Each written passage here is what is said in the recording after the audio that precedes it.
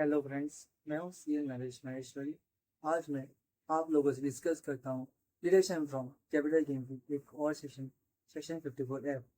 तो first question आएगा, ये सेक्शन किसके लिए अवेलेबल है? ये सेक्शन सिर्फ इंडिविजुअल और एचयूएफ के लिए अवेलेबल है। नेक्स्ट क्वेश्चन आएगा, इस सेक्शन में हमें कौन सी कैपिटल गेन के सामने डिडक्शन मिलेगा? इस सेक्शन में आपको लॉन्ग टर्म कैपिटल गेन जो कोई भी एसेट सेल करने पे हुआ है other than residential house property, इसका डिडक्शन आपको इस सेक्शन में मिल जाएगा। नेक्स्ट क्वेश्चन आएगा, इस सेक्शन में डिडक्शन लेने के लिए हमें कौन सी असेट में इन्वेस्टमेंट करना पड़ेगा? इस सेक्शन में डिडक्शन लेने के लिए आपको रेसिडेंशियल हाउस प्रॉपर्टी में इन्वेस्टमेंट करना पड़ेगा।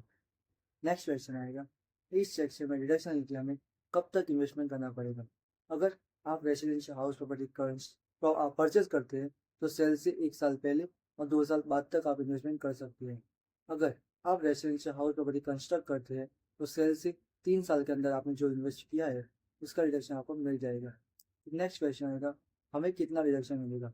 इस सेक्शन में रिडक्शन प्रो रेटा के बेसिस पे है, मतलब जितना आपका लॉन्ग टर्म कैपिटल गेन हुआ है इनटू जितनी आपने अमाउंट इन्वेस्ट की है divide by net sale consideration, जितनी अमाउंट आपको मिली है जब आपका लॉन्ग टर्म कैपिटल गेन हुआ है माइनस ट्रांजेक्शन चार्जेस। इस सेक्शन में मैक्सिमम 10 करोड़ तक का आप इन्वेस्टमेंट कर सकते हो। इस सेक्शन में एक रिस्ट्रिक्शन है, जो रेसिडेंशियल हाउस प्रॉपर्टी आपने परचेज की है उसको नेक्स्ट 3 ईयर्स तक सेल नहीं कर सकते।